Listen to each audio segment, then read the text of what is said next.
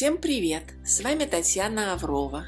Сегодня хочу поделиться с вами очень простым старинным рецептом народной медицины. Это домашний морковный сироп. Этот сироп на основе моркови и меда уникальный. Он избавит вас от кашля, даже самого запущенного, удалит мокроту из легких и вообще незаменимая вещь в осенне-зимний простудный период. Мне этот сироп помог после простуды, когда, казалось бы, простуда уже прошла, а кашель все никак не отпускает.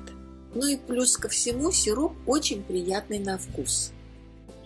500 грамм моркови моем, чистим и нарезаем на небольшие куски. У меня достаточно крупноватые куски, лучше, конечно, порезать помельче. Добавляем к моркови 200 мл горячей воды, лучше даже если это будет кипяток.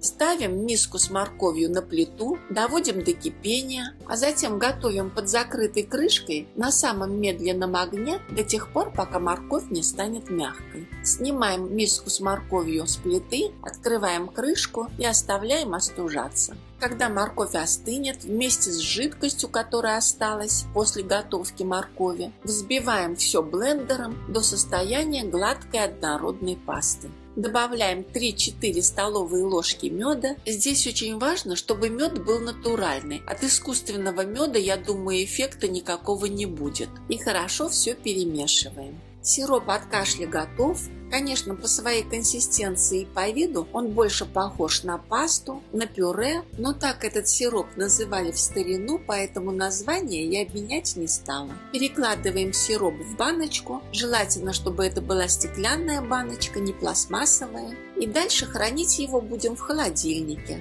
Используйте это чудо-средство, как только вы почувствуете, что начинаете покашливать, особенно в осенне-зимний простудный период. По 1 столовой ложке 3-4 раза в день, и практически дня через 2 должно наступить улучшение, а возможно и полное избавление от кашля.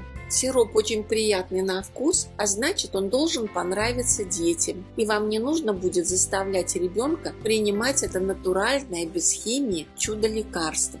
Поделитесь этим рецептом со своими друзьями и близкими. Они вам будут благодарны. Всего вам самого хорошего и будьте здоровы. А чтобы не пропустить новое видео, подписывайтесь на канал, ставьте лайки, пишите свои комментарии и всего вам самого-самого доброго. До встречи на канале.